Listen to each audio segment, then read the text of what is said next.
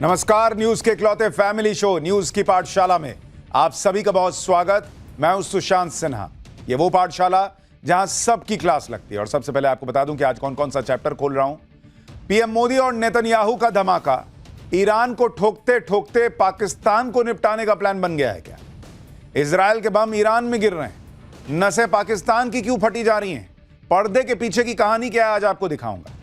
क्या ईरान के लिए परमाणु बम फोड़ देगा पाकिस्तान? बड़े दावे का सच क्या निकला?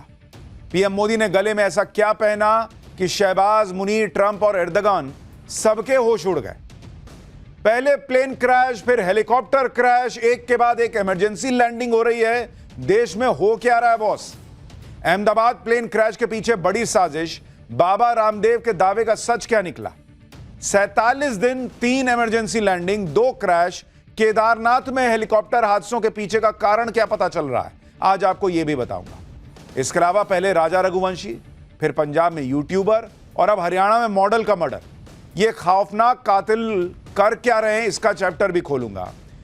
जैसे सोनम ने राजा को मारा, वैसे ही बॉयफ्रेंड ने मॉडल शीतल को खत्म कर दिया क्या? आज यह भी बताऊंगा। और बाबा बागेश्वर का वो चश्मा, वो जैकेट जिस पर बड़ा बवाल मच गया है, उसके बारे में भी बताऊंगा। लेकिन पहले दिन भर की बड़ी खबरों का रिवीजन, फिर पहला चैप्टर।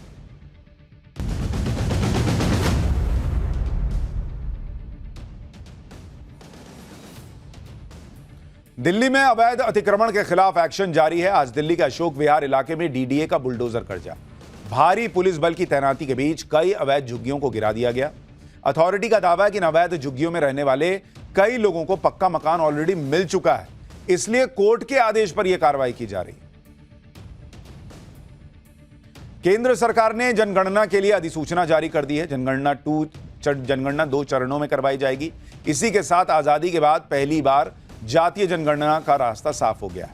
जनगणना 2 फेज में होगी। पहला चरण अक्टूबर 2026 तक पूरा कर लिया जाएगा और आखिरी चरण 1 मार्च 2027 तक पूरा होगा। पहाड़ी राज्यों में जनगणना पहले फेज में होगी। गुजरात के पूर्व मुख्यमंत्री विजय रूपाणी का आज अंतिम संस्कार हुआ। 12 जून को क्रैश हुए एयर इंडिया के विमान में विजय रूपाणी भी सवार थे। रविवार को उनके डीएनए का मिलान हो गया था, जिसके बाद आज राजकोट में उनका राजकीय सम्मान के साथ अंतिम संस्कार हुआ। केंद्रीय गृह मंत्री अमित शाह के अलावा कई राज्यों के मुख्यमंत्रियों ने विजय रूपाणी के अंतिम दर्शन किए। यूपी के हरदोई में एक महिला ने सीएनजी पंप के कर्मचारी पर रिवॉल्वर तान दी। दरअसल सेल्समैन ने सीएनजी भरने से पहले कार में बैठे लोगों से उतरने के लिए कहा, जिस पर बहस शुरू हो गई। सेल्समैन का आरोप है कि इस महिला ने उसके सीने पर रिवॉल्वर तानते हुए कहा कि इतनी गोलियां मारूंगी कि घर वाले पहचानने से इनकार कर देंगे। पुलिस ने रिवॉल्वर को सीज कर लिया है और आरोपी के खिलाफ एफआईआर दर्ज करके जांच शुरू कर दी गई। चीन के हुनान प्रांत में एक पटाखा फैक्ट्री में धमाके की वजह से कई लोगों के मारे जाने की आशंका है। इस हादसे का एक वीडियो भी सामने आया है, जिसमें जोरदार धमाका होते हुए दिख रहा है। धमाका इतना जोरदार था कि इसकी आवाज दूर तक सुनाई दे रही थी। धमाके के बाद जोरदार आतिशबाजी शुरू हो गई और डर की वजह से लोग अपना घर छोड़कर सुरक्षित जगह पर भाग गए।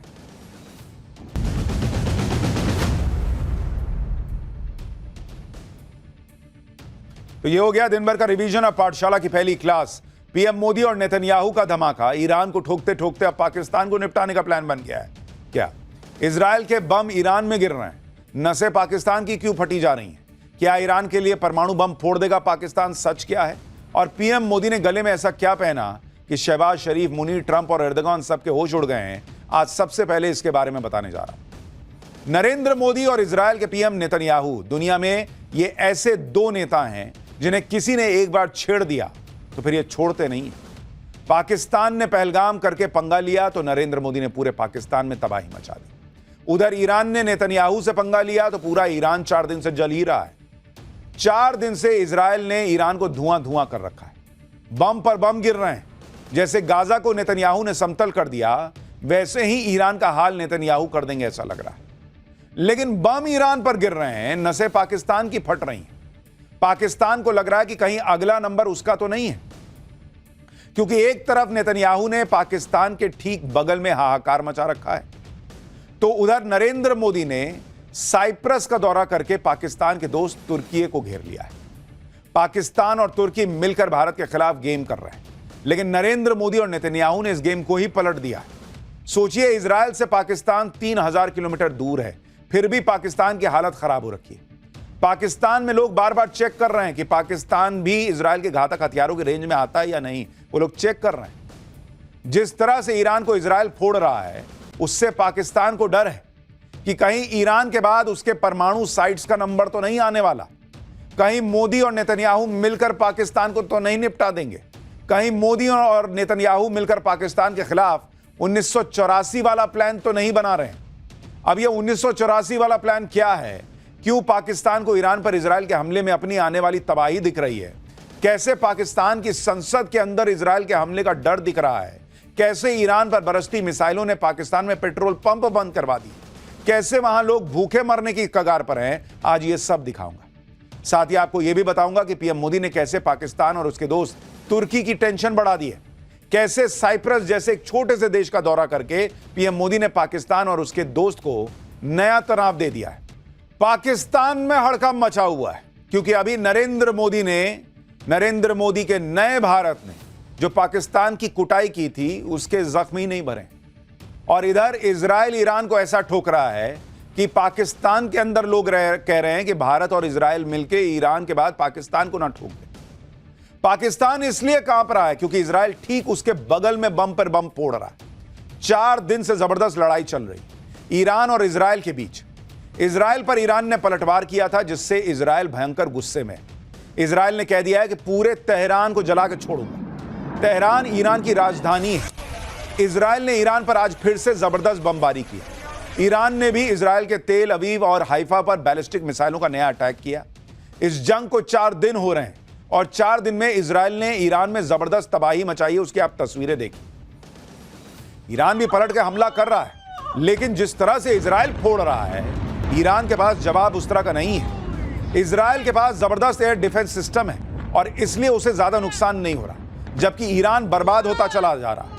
इजराइल की ताकत देखिए कि ईरान की राजधानी तेहरान के आसमान पर इजरायली एयरफोर्स का कब्जा हो चुका है। जब चाहे तब तेहरान पर इजराइल बम गिरा रहा है, जब मन कर रहा है भाई। जैसे इंडिया नहीं, जब उधर मन कर रहा था फोड़ दे रहा था, वैसे ही जहां तक मन कर रहा था इंडिया घुस के मार रहा था, वैसे ही अब इजराइल मार रहा है ईरान को। बात इतनी बढ़ चुकी है कि इजराइल ईरान के सुप्रीम लीडर अयतुल्लाह खामनेई को ही उड़ाने वाला था, खत्म कर देता। वो तो डोनाल्ड ट्रंप ने इजराइल को रोका कि अरे क्या कर रहे हो भाई, रुको जरा, सभी को मार दोगे क्या? यहां तक मामला पहुंच गया है। उधर इजराइल के पीएम नेतन्याहू का दावा है कि ईरान उनकी, यानी नेतन्याहू की और डोनाल्ड ट्रंप दोनों की हत्या करना चाहता था।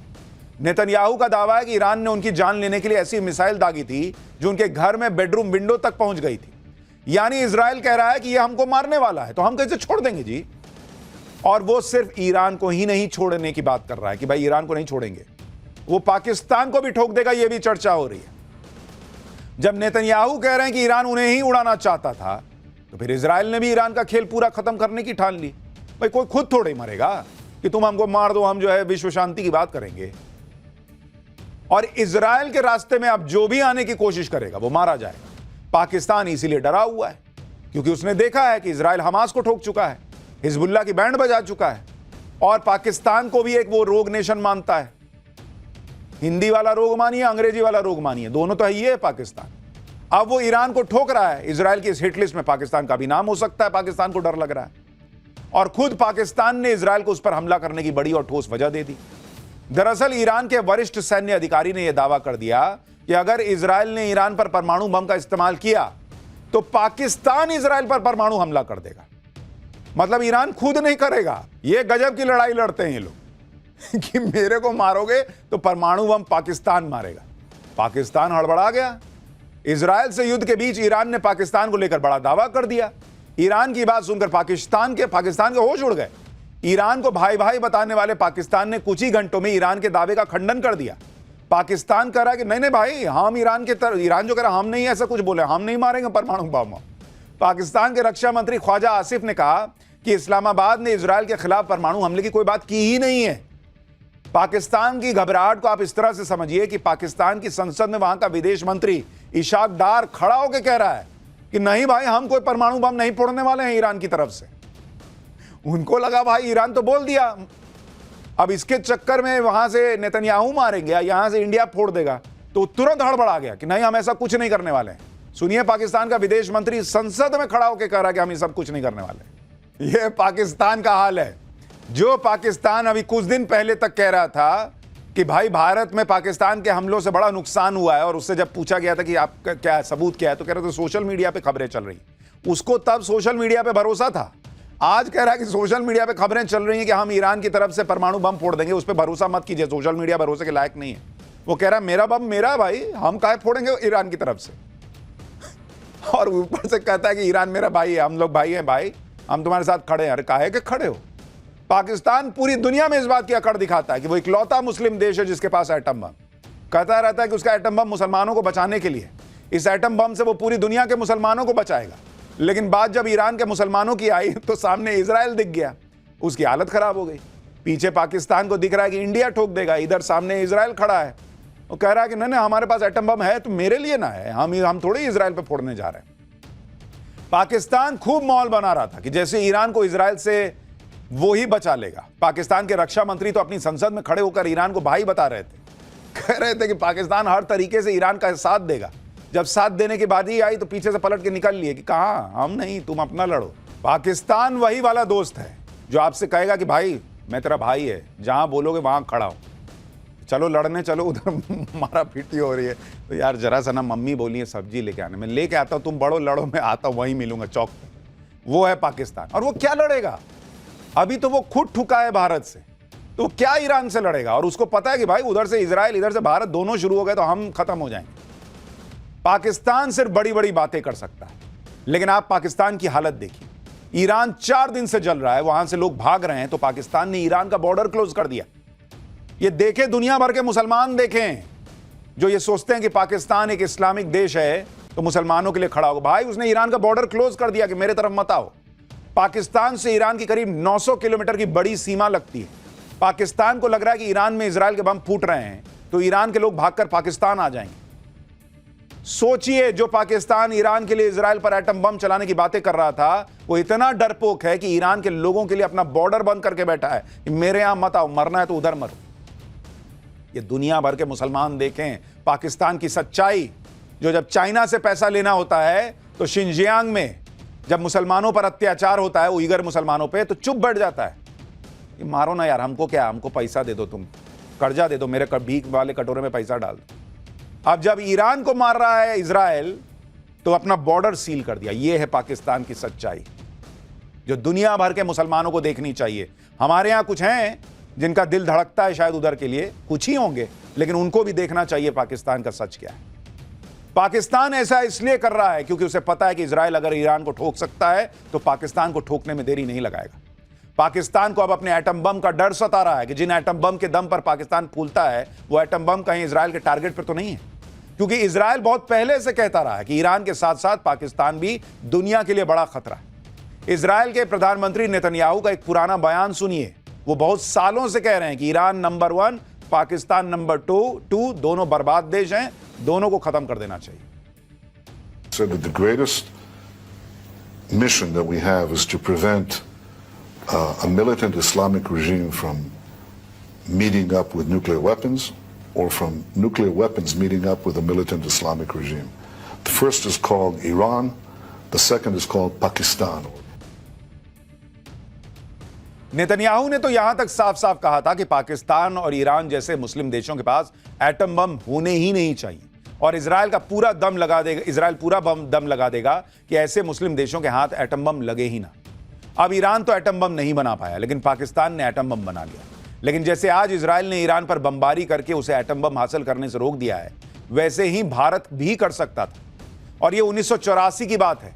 उस वक्त बड़ा मौका था जब पाकिस्तान को एटम बम हासिल करने से रोका जा सकता था। साल 1984 में पाकिस्तान को रोकने के लिए इजराइल ने भारत के साथ एक सीक्रेट मिशन का प्लान शेयर किया था। योजना थी कि भारत और इजराइल दोनों देश मिलकर पाकिस्तान के परमाणु ठिकानों पर हमला करेंगे और उसे नष्ट कर देंगे। पाकिस्तान के परमाणु ठिकानों पर हमला करने के लिए इजरायली विमानों को गुजरात के जामनगर एयरबेस से उड़ान भरनी थी। योजना के मुताबिक इजरायली जेट कश्मीर के पहाड़ी इलाके में रडार से बचते हुए आगे बढ़ते और इस्लामाबाद के पास पहुंचकर हमला कर देते। लेकिन अमेरिकी मीडिया में इस प्लान की खबरें लीक हो गई। पाकिस्तान सतर्क हो गया था और फिर ऑपरेशन रोकना पड़ा। लेकिन जो काम तब नहीं हो सका था, वो काम अब नरेंद्र मोदी और नेतन्याहू मिलकर कर सकते हैं। मोदी तो अभी अभी पाकिस्तान को ट्रेलर दिखा चुके हैं। और इजराइल की हिटलिस्ट में पाकिस्तान सालों से। इसलिए पाकिस्तान को डर है कि कहीं एटम बम वाली बात इजराइल के खिलाफ गई है तो इजराइल उसे फोड़ने में देर ना लगाए। पाकिस्तान की संसद में खुद पाकिस्तान के सांसद कह रहे हैं कि ईरान के बाद अगला नंबर पाकिस्तान का है। पाकिस्तान में इतना डर इसलिए भी है क्योंकि इजराइल जो है ना वो रगेद रगेद के मारता है। और आप देखिए ईरान का क्या हाल हो गया है। ईरान पर जैसे जैसे बम गिर रहे हैं वैसे वैसे पाकिस्तान की सांसें ऊपर नीचे हो रही हैं। ईरान पर किस तरह इजराइल अटैक कर रहा है उसका बिल्कुल लेटेस्ट वीडियो आपको दिखाता हूं। इजराइल ने अब से कुछ देर पहले ही ईरान के सरकारी टीवी चैनल पर हमला कर दिया। वो देखिए वो एंकर पढ़ रही थी, वो भाई वो निकल गई वहां से कि मैं मर जाऊंगी, न्यूज ऑन एयर जाए ना जाए मैं सीधा एयर में चली जाऊंगी। धमाका होते ही न्यूज एंकर भाग खड़ी हुई। और इसलिए इजराइल से पाकिस्तान खौफ खाता है। अब देखिए ना बॉस, जहां मन कर रहा है वहां इजराइल ठोक रहा है ईरान को। टीवी एंकर वहां से भाग गई भाई कि मैं न्यूज बाद में बताऊंगी, मैं न्यूज पहले बन जाऊंगी, थोड़ी देर और बैठी। तो ये बातें सिर्फ पाकिस्तान के नेता ही नहीं कर रहे बल्कि पाकिस्तान की जनता भी जानती है कि ईरान के हमले में अगर पाकिस्तान ने जरा भी इधर उधर करने की कोशिश की या इजराइल की तरफ नजर भी उठाई तो इजराइल आंखें निकाल लेगा। पाकिस्तान के लोग कह रहे हैं कि अभी तो जंग ईरान तक है, पाकिस्तान तक भी आ सकती है। आप थॉट प्रोसेस देखिए कि नॉन मुस्लिम कभी मुसलमान का दोस्त नहीं हो सकता, यहूदी कभी दोस्त नहीं हो सकते। तो जाओ ना, जाओ ईरान की मदद करो। क्यों अपना बॉर्डर सील कर दिए? करते ना मदद, बुलाओ ईरान के लोगों को, जाओ लड़ो ईरान की तरफ से खड़े होकर इजराइल से। वहां पैर कांप रहे हैं और यहां यहूदियों को गाली देना है। पाकिस्तान बहुत संभल कर चल रहा है। उसे पता है कि अभी तो ऑपरेशन सिंदूर खत्म भी नहीं हुआ है। अगर इजराइल से भिड़ गए तो उसकी तबाही निश्चित है और इसलिए पाकिस्तान डबल गेम खेल रहा है। एक तरफ ईरान के साथ मुस्लिम भाईचारे का गेम खेल रहा है, उधर अमेरिका से भी सटने की कोशिश कर रहा है। इसलिए आप देखिए कि ईरान का साथ देने पर पाकिस्तान की सेना चुप है, लेकिन नेता बोल रहे हैं। जिस वक्त इजराइल ईरान पर बम बरसा रहा है उस वक्त पाकिस्तान आर्मी चीफ असीम मुनीर अमेरिका में है। असीम मुनीर इस कोशिश में है कि कैसे ट्रंप की चापलूसी की जाए जिससे अमेरिका का साथ मिल जाए। इधर पाकिस्तान की सरकार ईरान का खुलकर समर्थन करने की बात कर रही है, लेकिन ऐसे ही डबल गेम खेलकर पाकिस्तान हमेशा फंस जाता है। पाकिस्तान की जनता भी असलियत जानती है कि अमेरिका चीन की मर्जी के बिना पाकिस्तान में पत्ता भी नहीं हिल सकता। इसलिए पाकिस्तान के लोग ही कह रहे हैं कि ख्वाजा आसिफ तो अपनी मर्जी से घर का बल्ब नहीं बदल सकता, वो ईरान का साथ देने का फैसला क्या लेगा? जो पाकिस्तान अपने पैरों पर 75 साल में खड़ा नहीं हो पाया वो किसी के साथ क्या खड़ा होगा? आज भी भीख मांग के देश चलाता है। पाकिस्तान के रक्षा मंत्री ख्वाजा आसिफ का मजाक तो इस बात पर भी उड़ रहा है कि जिसमें वो साइबर अटैक से आईपीएल मैच में लाइट बंद करवाने का दावा कर रहा है। संसद में खड़े होकर ख्वाजा आसिफ ने दावा कर दिया कि पाकिस्तान के साइबर वॉरियर्स ने स्टेडियम की फ्लड लाइट्स को हैक कर दिया और आईपीएल मैच रुक गया। अब उनके इस बयान पर लोग मजाक उड़ा रहे हैं। कोई कह रहा है कि उन्हें नहीं पता था कि फ्लड लाइट्स वाईफाई से चलती हैं क्या। कोई ये कहकर मजाक उड़ा रहा है कि अगली बार स्कोरबोर्ड भी हैक कर लेना। कैसा देश है भाई। पाकिस्तान में इजराइल के हमले के डर की वजह भारत और इजराइल की पक्की दोस्ती भी है। इजराइल ने पाकिस्तान के खिलाफ भारत के ऑपरेशन सिंदूर का खुलकर समर्थन किया था। इजराइल के हेरॉन MK2 हेरोप और स्काई स्ट्राइकर ड्रोन्स की मदद भारत ने पाकिस्तान की धज्जियां उड़ा दी थी। इतना ही नहीं, पाकिस्तान में तो यह भी चर्चा थी कि ऑपरेशन सिंदूर के वक्त भारत के अलग अलग 6 एयरबेस पर इजराइल के डिफेंस एक्सपर्ट्स भी मौजूद थे। इसलिए पाकिस्तान में यही चर्चा है कि इजराइल और इंडिया एक हैं, दोनों मिलकर पाकिस्तान को ठोक देंगे। ऊपर से पाकिस्तान खुद क्या किसी का साथ देगा, वो खुद को ही संभाल ले, यही बहुत बड़ी बात है। क्योंकि आप पाकिस्तान से आई तस्वीरें देख लीजिए। ईरान और इजराइल की जंग के बीच पाकिस्तान में पेट्रोल पंप पर लाइन लग गई। खासकर बलूचिस्तान में पेट्रोल की कमी और महंगे पेट्रोल की वजह से हाहाकार मच गया। अब बलूचिस्तान के क्वेटा की तस्वीरें देखिए, जहां पेट्रोल पंप पर लंबी लंबी लाइनें लग गई हैं। बॉर्डर बंद होने की वजह से ईरान से जो पेट्रोल आता था उसकी कमी हो गई। क्वेटा में 70% पेट्रोल पंप बंद करने पड़े। इसी बीच पाकिस्तान ने अपनी आवाम पर महंगाई का नया बम फोड़ दिया है। पाकिस्तान में पेट्रोल ऑलमोस्ट 5 रुपए प्रति लीटर महंगा हो गया है और जो पेट्रोल पहले 253 रुपए का था अब वो 258 रुपए प्रति लीटर हो गया है। और जो डीजल है वो 7 रुपए 95 पैसे प्रति लीटर महंगा होकर 262 रुपए प्रति लीटर हो गया है। पाकिस्तान में ये हालत है पेट्रोल और डीजल की, 250 रुपए के ऊपर मिलता है मामला। पाकिस्तान ने महंगाई से अपनी पब्लिक का कचूमर निकाल रखा। जनता पर पैसा खर्च करने की जगह वो चाइना से हथियार खरीद रहा है, डिफेंस बजट बढ़ा रहा है। तो यही ना होगा। पाकिस्तान की जनता इन्हीं सब से परेशान है। पाकिस्तान की जनता अपनी सरकार को गालियां दे रही है, कोस रही है। पाकिस्तान का तो इससे भी बुरा हाल होने वाला है, क्योंकि पाकिस्तान आतंक का जो बिजनेस चला रहा है, भारत ने उसकी पोल दुनिया के सामने खोल कर रख दी है। नरेंद्र मोदी ने पाकिस्तान के खिलाफ जो कूटनीतिक मोर्चा खोला था, उसका असर देखिए कि टेरर फाइनेंसिंग पर नजर रखने वाली ग्लोबल संस्था FATF ने पहलगाम आतंकी हमले पर बड़ा बयान दिया है। FATF ने ऐसे आतंकी हमले पर चिंता जताते हुए कहा है कि ऐसे हमले बिना फंडिंग के नहीं हो सकते। फाइनेंशियल एक्शन टास्क फोर्स ने आतंकी संगठनों को मिलने वाली फंडिंग पर लगाम लगाने पर जोर दिया है। FATF ने यह भी कहा है कि वो जल्द ही टेरर फंडिंग पर अपनी एक बड़ी रिपोर्ट जारी करने वाला है। FATF के इस रुख से साफ है कि आतंक को पालने पोसने वाले पाकिस्तान पर बड़े एक्शन की तैयारी हो रही है। न सिर्फ पाकिस्तान को नरेंद्र मोदी ने हर तरफ से घेर रखा है, बल्कि पाकिस्तान का जो साथ दे रहा है उसको भी नरेंद्र मोदी ठिकाने लगाने में जुटे हैं। आज ही देखिए कि नरेंद्र मोदी ने कैसा गजब का मास्टर स्ट्रोक खेला। पीएम मोदी विदेश दौरे पर साइप्रस चले गए थे, जिससे पाकिस्तान के दोस्त तुर्की की नींद उड़ गई। साइप्रस वैसे तो छोटा सा देश जरूर है, लेकिन नरेंद्र मोदी ने इस छोटे से देश में भी जाकर तुर्की और पाकिस्तान के खिलाफ बड़ा धमाका कर दिया, क्योंकि साइप्रस उस तुर्की की दुखती रग है जो तुर्की पाकिस्तान का साथ दे रहा था। तुर्की ने सालों से साइप्रस की काफी जमीन पर कब्जा कर रखा है। नरेंद्र मोदी आज साइप्रस जाकर उस जमीन को देखकर आ गए। ये देखिए, वो तस्वीरें देख रहे हैं जहां वो दिखाया जा रहा है कि देखिए भाई, ये तुर्की ने जमीन कब्जा कर रखी है, वहां बातचीत चल रही है। नरेंद्र मोदी समझ रहे हैं, अच्छा जमीन कब्जा किया है, बताओ तो। इससे तुर्की को जबरदस्त मिर्ची लग गई होगी। साइप्रस के राष्ट्रपति के साथ जाकर नरेंद्र मोदी ने उस इलाके को देखा जहां तुर्की ने कब्जा किया हुआ है। ये तस्वीरें देखिए, वो दिखा रहा है कि देखिए ना सर, वही कब्जा किए हुए। अच्छा, 3 बार फोड़ेंगे वही ले लेंगे, कुछ कह रहे होंगे, मैं तो ऐसे ही कह रहा हूं। तस्वीरें तुर्की के लिए बड़ा मैसेज है कि अगर पाकिस्तान का साथ दोगे तो भारत भी खुलकर साइप्रस का साथ देगा। साइप्रस में सालों बाद कोई भारतीय प्रधानमंत्री पहुंचा है, लेकिन साइप्रस का रणनीतिक महत्व नरेंद्र मोदी ने समझा और ठीक उसी वक्त साइप्रस गए जब तुर्की पाकिस्तान का साथ दे रहा है। साइप्रस में प्रधानमंत्री मोदी का भव्य स्वागत हुआ। साइप्रस के राष्ट्रपति निकोस क्रिस्टोडेलिडोस ने खुद एयरपोर्ट पहुंचकर पीएम मोदी को रिसीव किया। यह अपने आप में बड़ा इशारा था, क्योंकि प्रोटोकॉल तोड़कर राष्ट्रपति का इस तरह स्वागत करना दिखाता है कि साइप्रस भारत को कितनी अहमियत दे रहा है। उसके बाद क्या हुआ, यह देखिए। साइप्रस की राजधानी निकोसिया की काउंसिल मेंबर माइकेला क्राइथ्रियोटी महाल्पा ने नरेंद्र मोदी का स्वागत करते हुए उनके पैर छू लिए। पैर छू लिए भाई, ये सब चल रहा है। साइप्रस में पीएम मोदी को वहां का सबसे बड़ा सम्मान दिया गया है। नरेंद्र मोदी ने साइप्रस का सबसे बड़ा सम्मान मिलने के बाद क्या कहा, एक बार वो भी सुनिए। हार्दिक अभिनंदन करता हूं, आभार व्यक्त करता हूं। यह सम्मान केवल मेरा, नरेंद्र मोदी का सम्मान नहीं है, ये 140 करोड़ भारतवासियों का सम्मान है। उनके सामर्थ्य और आकांक्षाओं का ये सम्मान है। ये हमारे देश के सांस्कृतिक भाईचारे और वसुधैव कुटुंबकम की विचारधारा का सम्मान है। आप सोचिए, नरेंद्र मोदी को यह सम्मान मिलना भारत का सम्मान, और नरेंद्र मोदी ने गले में जो ये पहना है, साइप्रस में इस तरह का स्वागत होना, वहां का सर्वोच्च सम्मान मिलना, फिर साइप्रस में उस इलाके को देखने के लिए जाना जिसे तुर्की ने कब्जा कर रखा है। नरेंद्र मोदी ने साइप्रस जाकर पाकिस्तान के दोस्त तुर्की के खिलाफ गेम सेट कर दिया है, क्योंकि नरेंद्र मोदी साइप्रस के जिस इलाके को देखने गए, वो इलाका तुर्की ने 1974 से जबरन कब्जा कर रखा है। साइप्रस में तुर्की के अवैध कब्जे वाले इलाके के बॉर्डर पर जाकर पीएम मोदी ने तुर्की को कड़ा संदेश दे दिया।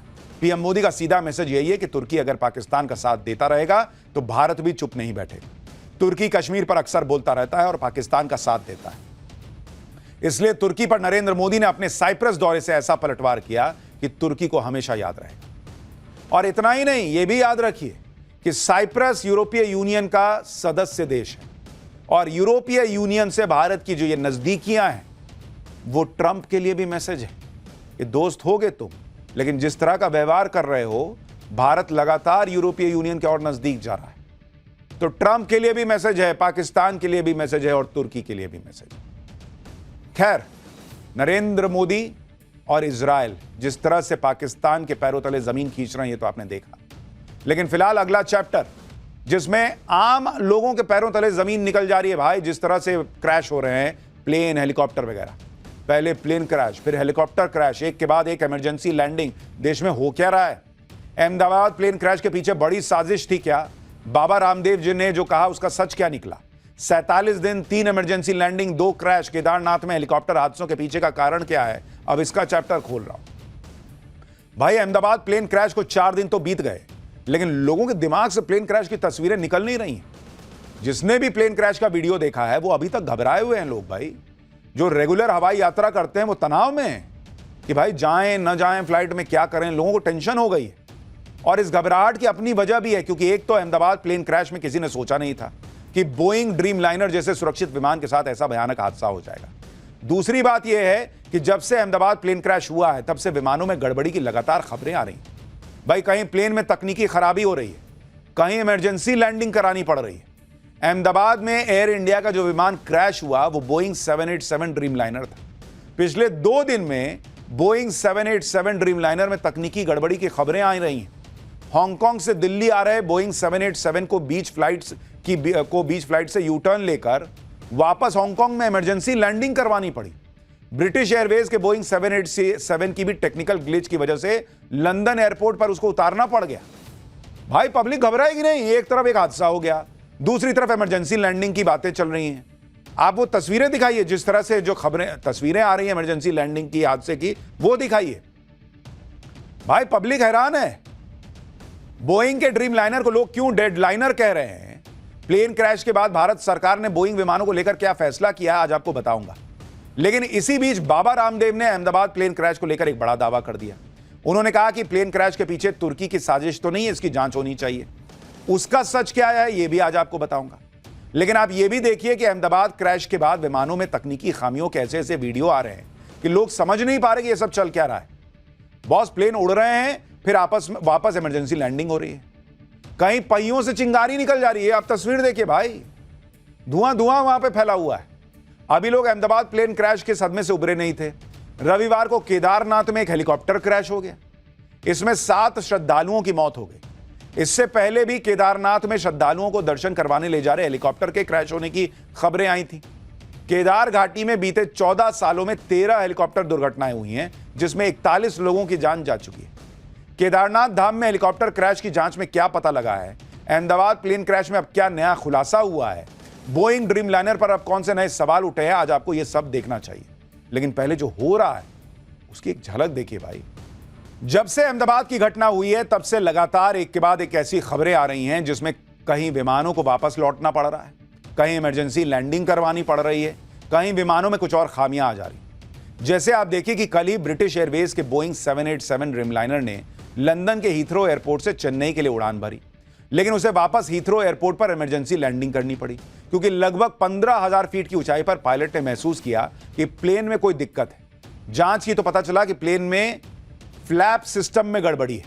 अहमदाबाद प्लेन क्रैश में भी एक आशंका यही जताई जा रही है कि विमान के फ्लैप में गड़बड़ी की वजह से विमान ऊपर जाने की बजाय नीचे गिरकर फट गया। लेकिन गनीमत रही कि ब्रिटिश एयरवेज के विमान के साथ ऐसा नहीं हुआ। गड़बड़ी का पता चलते ही विमान के अतिरिक्त फ्यूल को हवा में गिरा दिया गया ताकि विमान का वजन कम हो सके। ये देखिए कैसे उसमें से ईंधन निकाल दिया गया कि भाई निकलो, तुम वजन कम करने दो, मुझे उतरने दो। किसी भी संभावित रिस्क से बचने के लिए ईंधन गिराकर विमान का वजन घटाना स्टैंडर्ड प्रोटोकॉल का हिस्सा होता है, जिससे इमरजेंसी लैंडिंग में आसानी होती है। लगभग 1.25 घंटे तक हवा में रहने के बाद विमान ने हीथ्रो के रनवे पर सुरक्षित लैंडिंग की। सभी यात्रियों और क्रू को सुरक्षित उतार लिया गया। भाई विमान तो सुरक्षित उतर गया, लेकिन पब्लिक में तो तनाव हो गया कि चल क्या रहा है। सोचिए पैसेंजर्स का क्या हाल हुआ होगा। जो लोग उस प्लेन में थे उनकी सांसें अटक गई। एक घटना हो तो समझ में आए, लगातार एक के बाद ऐसा हो रहा है। आज बोइंग के ड्रीमलाइनर से जुड़ी एक और डरा देने वाली खबर आई। एयर इंडिया की एक फ्लाइट ने आज सुबह हांगकांग से नई दिल्ली के लिए उड़ान भरी। एयर इंडिया का यह विमान भी बोइंग का बनाया हुआ 787 ड्रीमलाइनर ही था जो अहमदाबाद में क्रैश हुआ था, वही वाला, उसी कैटेगरी का था। विमान का टेक ऑफ तो स्मूथ था, लेकिन बीच रास्ते में विमान में तकनीकी खराबी का पता चला, जिसके बाद पायलट ने तुरंत फैसला किया कि विमान को वापस हांगकांग ले जाकर लैंड करवाए। वैसे तो हवाई यात्रा सबसे सेफ मानी जाती है, लेकिन एक के बाद एक ऐसी घटनाएं हो रही हैं कि लोग घबरा गए। ये बोइंग 787 ड्रीमलाइनर तो तकनीकी खराबी के बावजूद उड़ान भरने के कुछ समय बाद वापस हांगकांग लौट आया। लेकिन आप अंदाजा लगाइए कि जब पायलट ने अनाउंसमेंट की होगी तो विमान में तकनीकी खराबी आ गई है, तो फ्लाइट में सवार यात्रियों की धड़कनें कैसे बढ़ गई होंगी। पहले अहमदाबाद प्लेन क्रैश और अब इन दो नई घटनाओं ने बोइंग विमानों की सुरक्षा पर गंभीर सवाल उठा दिए। अहमदाबाद हादसे के बाद भारतीय विमानन एजेंसी नागर विमानन महानिदेशालय यानी डीजीसीए ने एयर इंडिया के बोइंग 787 ड्रीमलाइनर बेड़े की सुरक्षा जांच के आदेश दिए। इसमें कहा गया है कि बोइंग के 787-8 और 787-9 विमानों की हर उड़ान से पहले जांच होगी। डीजीसीए ने एयर इंडिया को बोइंग के सभी 26 787-8 ड्रीमलाइनर और 787-9 विमानों के अतिरिक्त रखरखाव का निर्देश भी दिया है। प्लेन क्रैश की इन्वेस्टिगेशन भी अब तेज हो गई है। आज प्लेन क्रैश की साइट पर बोइंग की इन्वेस्टिगेशन टीम भी पहुंची थी। भारत सरकार ने भी जांच का आदेश दिया है। केंद्रीय गृह सचिव के नेतृत्व में एक जांच कमेटी बनाई गई है, जिसमें डीजीसीए और इंटेलिजेंस ब्यूरो के अधिकारी भी शामिल हैं, जो हर पहलू से हादसे की जांच करेंगे और 3 महीने में रिपोर्ट सौंपेंगे। अहमदाबाद क्रैश में ब्लैक बॉक्स मिल चुका है, जिसके बाद अब क्रैश की असली वजहें पता लग सकेंगी। पता चलेगा कि टेक ऑफ के बाद सिर्फ 1 मिनट के अंदर प्लेन में ऐसी कौन सी खराबी आ गई कि प्लेन आग का गोला बन गया। और इसको लेकर एक बड़ी खबर भी आ रही है। सूत्रों के मुताबिक अहमदाबाद में क्रैश हुए विमान के दोनों इंजनों की मार्च 2025 में जांच की गई थी। तब विमान के दाएं इंजन में खामियां पाई गई थी, जिसकी मरम्मत हुई थी और अब अगली जांच इस साल दिसंबर में होनी थी। अगर मरम्मत हो गई थी तो फिर यह कैसे हुआ? प्लेन क्रैश कैसे हुआ, इसकी असली वजह तो जांच के बाद ही सामने आई। लेकिन प्लेन क्रैश को लेकर तरह तरह की थ्योरी चल रही है। एक थ्योरी योग गुरु बाबा रामदेव ने भी दे दी। बाबा रामदेव ने कह दिया कि उन्हें पता लगा है कि एयर इंडिया के विमानों के मेंटेनेंस और सर्विसिंग का काम तुर्की की एक एजेंसी टर्किश टेक्निक करती है। बाबा रामदेव ने आशंका जताई कि तुर्की की इस एजेंसी की साजिश रची हो सकती है और उन्होंने कहा कि भारत को ऐसे संवेदनशील मामलों में विदेशी कंपनियों के हस्तक्षेप को रोकना होगा। हालांकि तुर्की के सूचना विभाग ने कहा कि एयर इंडिया और टर्किश टेक्निक कंपनी ने अब तक एयर इंडिया के किसी भी बोइंग 787 ड्रीमलाइनर को सर्विस किया ही नहीं। ये सब बातें इसलिए हो रही हैं क्योंकि लोगों को समझ में नहीं आ रहा कि अचानक कैसे हवाई सफर इतना खतरनाक लगने लगा। अहमदाबाद में विमान क्रैश के सदमे से तो अभी लोग उबर ही रहे हैं और ऐसे ऐसे वीडियो आ गए जिन्हें देखकर हवाई जहाज में चढ़ने से डर लग रहा है। आप ये वीडियो देखिए। लखनऊ एयरपोर्ट पर सऊदी अरब से आए एक विमान के पहिए से अचानक चिंगारी निकलने लगी और तेज धुआं उठने लगा, जिसे देखकर एयरपोर्ट पर अफरा तफरी मच गई। सऊदी एयरलाइंस के इस विमान में क्रू मेंबर समेत 250 यात्री थे। पायलट ने तुरंत एयर ट्रैफिक कंट्रोलर को सूचना दी। एक्सपर्ट्स के मुताबिक गर्मी के मौसम में लैंडिंग के दौरान विमान के टायरों से धुआं निकलना आम बात है। लेकिन भाई अभी अभी ऐसा हादसा हुआ है, उसके बाद ऐसा हो रहा है, तो आप सोचिए यात्रियों की क्या हालत हो गई होगी। अहमदाबाद प्लेन क्रैश के बाद विमानों में टेक्निकल गड़बड़ियों की शिकायतें आती ही चली जा रही और इससे यात्रियों को हो रही परेशानियों के वायरल वीडियो से सोशल मीडिया भरा पड़ा है। 13 जून का एक ऐसा ही वीडियो एयर इंडिया एक्सप्रेस की फ्लाइट से सामने आया है, जिसमें दुबई से जयपुर की फ्लाइट टेक्निकल गड़बड़ी की वजह से करीब 5.5 घंटे टेक ऑफ नहीं कर पाई। फ्लाइट के अंदर करीब 150 पैसेंजर फंसे रहे। इस दौरान फ्लाइट में एसी भी बंद रहने की बात कही गई। फ्लाइट में सवार एक महिला यात्री ने इसका वीडियो बनाकर सोशल मीडिया पर शेयर कर दिया। लोग भाई घबराए हुए हैं। कोई प्लेन के अंदर फंस के पंखा चल रहा है, कोई प्लेन में हादसे का शिकार हो जा रहा है, कहीं इमरजेंसी लैंडिंग हो रही है। फ्लाइट में कुछ भी थोड़ा सा भी ऊपर नीचे होता है, लोगों की सांसें अटक जाती हैं, क्योंकि लोगों ने देखा है कि अहमदाबाद में प्लेन का उड़ते ही क्या हाल हुआ था। अहमदाबाद में जो प्लेन क्रैश हुआ था उसमें सिर्फ एक यात्री रमेश विश्वास ही जिंदा बचे थे, जो किसी चमत्कार जैसा था। अब उनका एक नया वीडियो भी सामने आया है। यह वीडियो क्रैश के तुरंत बाद का है, जब प्लेन में जबरदस्त आग लगी हुई थी। वीडियो में दिख रहा है कि हादसे के बाद चीख पुकार मची है। तभी क्रैश में जिंदा बचा इकलौता यात्री रमेश विश्वास हाथ में मोबाइल फोन लेकर बाहर निकलते दिख रहा है। इससे पहले रमेश विश्वास का घटना वाले दिन का भी वीडियो आया था, जिसमें उसमें भी वो आग का गोला बने विमान से निकलकर पैदल बाहर आए थे, जिसके बाद उन्हें लोगों ने अस्पताल में भर्ती करवाया था। अस्पताल में पीएम मोदी ने भी उनसे मुलाकात की थी और तब उन्होंने बताया था कि भाई उन्हें भी विश्वास नहीं कि वो कैसे बच गए। इतने भयानक हादसे में रमेश विश्वास का जिंदा बच निकलना किसी चमत्कार से कम नहीं है। लेकिन दुनिया में एक इंसान ऐसा भी है जो एक नहीं, दो नहीं, बल्कि पूरे 7 बार मौत को मात दे चुका है। इसमें ट्रेन, विमान, बस हादसा, कार में आग लगने की दुर्घटना और एक ट्रक से टक्कर शामिल है। इस शख्स का नाम है फ्रांस सेलाक, जो क्रोएशिया के रहने वाले हैं। उनकी कहानी किसी फिल्मी कहानी से कम नहीं है। साल 1962 में ट्रेन एक्सीडेंट में सेलाक बच गए। पूरी ट्रेन पटरी से उतरकर बर्फीली नदी में गिर गई। 17 लोग मारे गए, लेकिन सेलाक जिंदा बच गए। फिर साल 1963 में विमान क्रैश में 19 लोग मर गए, सेलाक बच गए। साल 1966 में वो जिस बस में सफर कर रहे थे वो सड़क से फिसलकर नदी में गिर गई, 4 यात्री डूब गए, सेलाक तैरकर सुरक्षित बाहर आ गए। साल 1970 में सेलाक कार ड्राइव कर रहे थे, कार में आग लग गई, सेलाक गाड़ी फटने से ठीक पहले बाहर निकल गए। साल 1973 में उनकी कार के अंदर पेट्रोल फैल गया, कार में आग लग गई, सेलाक झुलसने के बावजूद बच गए। साल 1995 में बस ने सेलाक को टक्कर मार दी लेकिन उन्हें मामूली चोटें आई। साल 1996 में ट्रक ने उनकी कार को टक्कर मारकर खाई में गिरा दिया लेकिन ऐन वक्त पर वो कार से निकलकर कूद गए। मतलब हर बार उन्होंने मौत को मात दे दी। मतलब अगर ऐसे आप नॉर्मल बोलचाल की भाषा में कहिए तो हर बार यमराज उनको लेने आए और उन्होंने कहा कि नहीं बॉस, अभी मन नहीं, आप जाइए। इसके बाद साल 2003 में सेलाक ने लगभग 5 करोड़ रुपए की लॉटरी भी जीती। सेलाक की कहानी जो सुनता है हैरान रह जाता है और उन्हें दुनिया का सबसे लकी शख्स माना जाता है। फ्रेंच सेलाक हो या रमेश विश्वास, उनके जैसी किस्मत वाले बहुत कम होते हैं जो भीषण हादसों में भी बच जाए। वरना अहमदाबाद प्लेन क्रैश में जिन 274 लोगों की मौत हुई, उनके शव इतनी बुरी तरह से झुलस गए कि उन्हें पहचानना तक मुश्किल हो गया है और इसलिए सभी शवों का डीएनए टेस्ट किया जा रहा है। घटना के 4 दिन बाद भी अब तक सिर्फ डीएनए मैचिंग के जरिए 114 मृतकों की पहचान हो पाई, जिसमें गुजरात के पूर्व सीएम विजय रूपाणी समेत 47 लोगों के शवों को उनके परिवारों को सौंपा गया। क्रैश में मारे गए लोगों के शव इतनी बुरी तरह से जल चुके हैं कि उनका डीएनए भी क्षतिग्रस्त हो चुका है, जिसकी वजह से डीएनए सैंपलिंग करना मुश्किल हो रहा है। प्लेन क्रैश में शव इतनी बुरी तरह जल जाते हैं कि उनकी पहचान के लिए डीएनए टेस्टिंग ही इकलौता रास्ता बचता है। लेकिन डीएनए टेस्टिंग एक बेहद कठिन प्रक्रिया होती है और आपको जानकर हैरानी होगी कि अमेरिका वर्ल्ड ट्रेड सेंटर पर हुए हमले में मारे गए 2749 में से सिर्फ 1600 लोगों की ही पहचान हो पाई। और अभी तक तो हम प्लेन क्रैश के बारे में सुन रहे थे, विमानों की इमरजेंसी लैंडिंग के बारे में सुन रहे थे, लेकिन पता नहीं कैसा टाइम चल रहा है, अब हेलीकॉप्टर भी क्रैश हो रहे हैं। अहमदाबाद प्लेन क्रैश के 3 दिन बाद केदारनाथ में भी एक भीषण हेलीकॉप्टर क्रैश हो गया। 15 जून की सुबह करीब 5:30 बजे एक हेलीकॉप्टर केदारनाथ धाम से श्रद्धालुओं को लेकर गुप्तकाशी की तरफ उड़ा और गौरी कुंड के पास घने जंगलों में क्रैश हो गया। इसमें पायलट समेत 7 लोगों की मौत हो गई। यह हेलीकॉप्टर आर्यन एविएशन कंपनी का था और इस हादसे की वजह खराब मौसम को माना जा रहा है। कहा जा रहा है कि जिस वक्त हेलीकॉप्टर ने उड़ान भरी उस वक्त घना कोहरा था और विजिबिलिटी लगभग 0 थी। इस घटना के बाद 4 धाम यात्रा के लिए हेलीकॉप्टर सेवाओं पर रोक लगा दी गई, लेकिन केदार घाटी में पहली बार हेलीकॉप्टर क्रैश नहीं हुआ। अभी इसी 7 जून को रुद्रप्रयाग में हाईवे पर हेलीकॉप्टर को आपातकालीन लैंडिंग करनी पड़ी।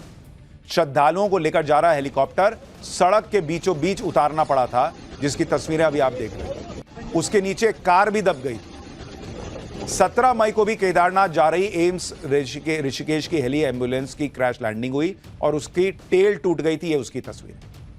2025 में 4 धाम यात्रा की शुरुआत से लेकर 47 दिनों में 2 हेलीकॉप्टर क्रैश हो चुके हैं, 13 लोगों की मौत हो चुकी है और 3 हेलीकॉप्टर्स की इमरजेंसी लैंडिंग करानी पड़ी है। पिछले 14 सालों में केदार घाटी में 13 बार हेलीकॉप्टर क्रैश हुए हैं, जिसमें अब तक 41 लोगों की जान गई।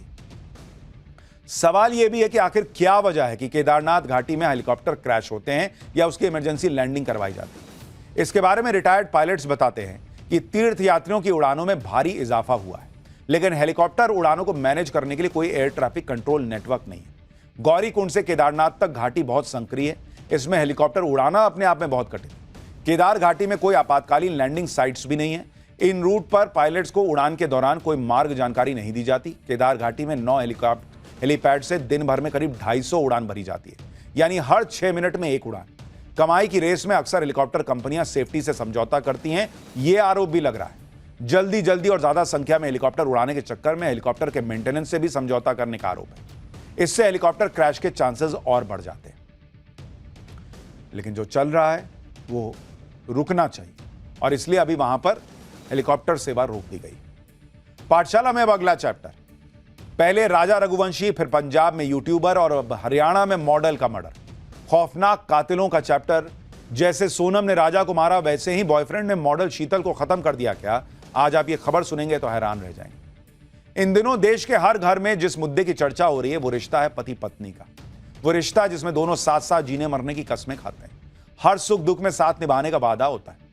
लेकिन भैया यहां तो अलग ही मामला चल रहा है। पति पत्नी और वो के चक्कर में खौफनाक मर्डर कांड हो रहे हैं। इंदौर के राजा रघुवंशी हत्याकांड ने पूरे हिंदुस्तान को हिलाकर रख दिया। राजा रघुवंशी की हत्या उस वक्त की गई जब वो अपनी नई नवेली दुल्हन के साथ हनीमून के लिए गया हुआ था और वहां पर उसका मर्डर कर दिया गया। सोनम से पूछताछ हो रही है, रोज नए खुलासे हो रहे हैं। लेकिन भाई इस तरह हत्याएं जो हो रही हैं उसकी संख्या बढ़ती जा रही है, और सिर्फ पति पत्नी का मामला नहीं है। इस बीच हरियाणा में एक मॉडल की हत्या से सनसनी फैल गई है। इस मॉडल के बॉयफ्रेंड पर हत्या का आरोप लग रहा है। इससे पहले पंजाब में एक सोशल मीडिया इन्फ्लुएंसर का शव पार्किंग में खड़ी लावारिस कार से मिला था। आरोप है कि सोशल मीडिया इन्फ्लुएंसर को प्रमोशनल शूट के बहाने बुलाया गया और फिर गला दबाकर हत्या कर दी गई। आज पाठशाला में जरा इन कातिलों के बारे में आपको विस्तार से बताऊंगा। मर्डर करना तो ऐसा लग रहा है लोगों के लिए बाएं हाथ का खेल हो गया आज। लेकिन सबसे पहले बात हरियाणा में 23 साल के मॉडल शीतल के मर्डर की। इस मर्डर मिस्ट्री में लव स्टोरी का एंगल भी आ रहा है। शीतल का शव सोनीपत के पास एक नहर में बहता हुआ मिला। पुलिस ने उसके हाथ पर बने टैटू से मॉडल शीतल की पहचान की। शीतल हरियाणवी एल्बम्स में बतौर मॉडल काम करती थी। 4 महीने पहले शीतल का एक हरियाणवी वीडियो सॉन्ग भी रिलीज हुआ था जो काफी वायरल हुआ।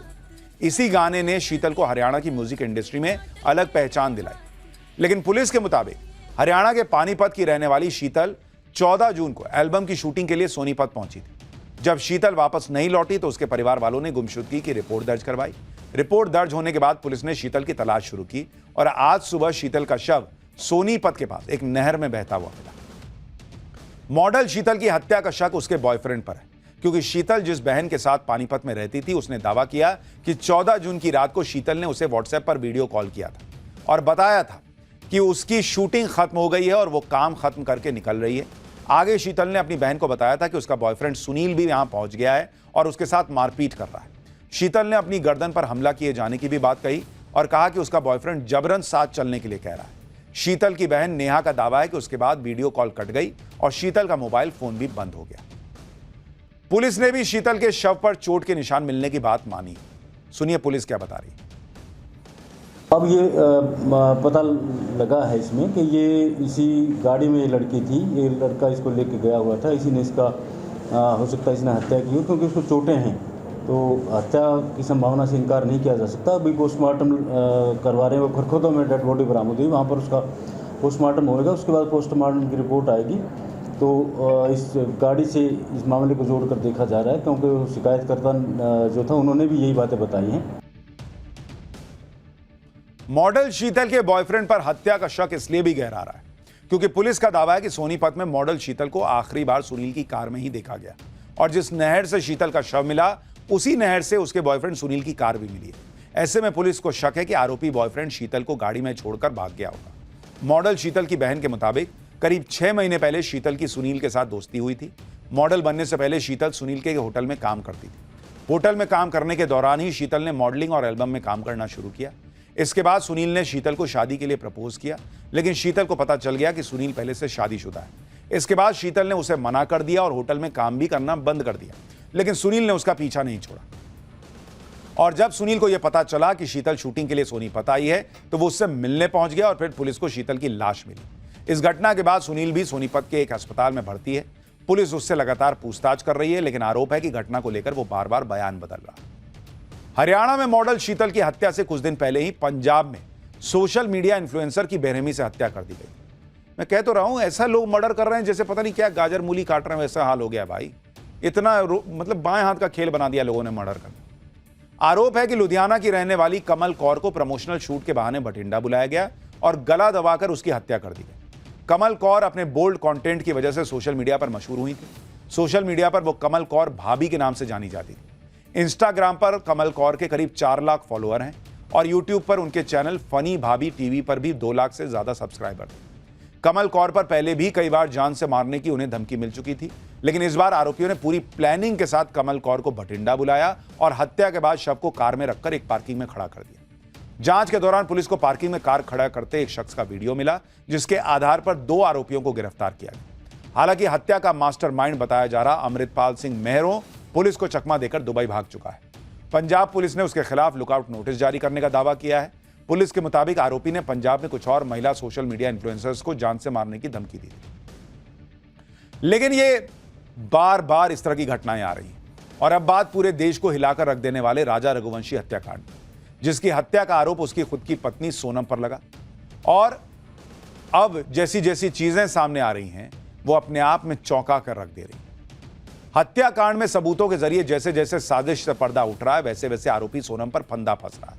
इस बीच राजा रघुवंशी की हत्या से पहले का आखिरी वीडियो सामने आया है। यह वीडियो 23 मई का बताया जा रहा है और शिलांग में इसी लोकेशन पर पहुंचे किसी टूरिस्ट के कैमरे में रिकॉर्ड हुआ, जहां राजा रघुवंशी की हत्या हुई थी। उस वीडियो में सोनम और राजा, ये देखिए, ये सोनम दिख रही है और उसके पीछे राजा है। दोनों पहाड़ पर बनी सीढ़ियों पर चढ़ते नजर आ रहे। सोनम हाथ में डंडा पकड़कर आगे आगे चल रही है और राजा उसके पीछे चलता दिख रहा है। सोनम की कमर पर काले रंग का छोटा बैग टंगा हुआ नजर आ रहा है और हाथ में एक प्लास्टिक बैग दिख रहा है जिसमें काले रंग के कपड़े रखे हुए। पुलिस के मुताबिक ये वही रेनकोट है जो राजा की लाश के पास से बरामद हुआ था और वीडियो में सोनम ने जो सफेद टी शर्ट पहनी है वो भी पुलिस ने वारदात वाली जगह से बरामद की थी। यह वीडियो सुबह 9:45 बजे का बताया जा रहा है और इसके करीब 4 घंटे बाद राजा रघुवंशी की हत्या हो गई। मेघालय पुलिस ने आज वो हथियार भी बरामद कर लिया है जिसका इस्तेमाल राजा रघुवंशी की हत्या में किया गया था। ये वो हथियार है। पाठशाला में हमने आपको इस वारदात के बारे में जब बताया था तो हथियार का इस्तेमाल हुआ था, किस तरह के हथियार का इस्तेमाल हुआ था, इसके बारे में भी बताया था। यह हथियार बिल्कुल उसी तरह का है। पुलिस ने भी बताया कि इस हथियार को दाव कहा जाता है, जिसे आरोपियों ने गुवाहाटी रेलवे स्टेशन के पास से खरीदा। पुलिस के मुताबिक आरोपी विशाल ने इस हथियार से राजा रघुवंशी पर पहला वार किया था। पहला वार होने के बाद राजा ने खुद को बचाने की कोशिश भी की थी और इसी वजह से आकाश की शर्ट पर खून भी लग गया था। पुलिस ने हत्या में इस्तेमाल हथियार को फॉरेंसिक जांच के लिए भेज दिया है। जांच में अगर आरोपी आकाश के कपड़ों में लगा खून हथियार पर मिले खून से मैच होता है तो उसके वारदात वाली जगह पर मौजूद होने की पुष्टि हो जाएगी, जो पुलिस के लिए इस केस में बड़ी कामयाबी होगी।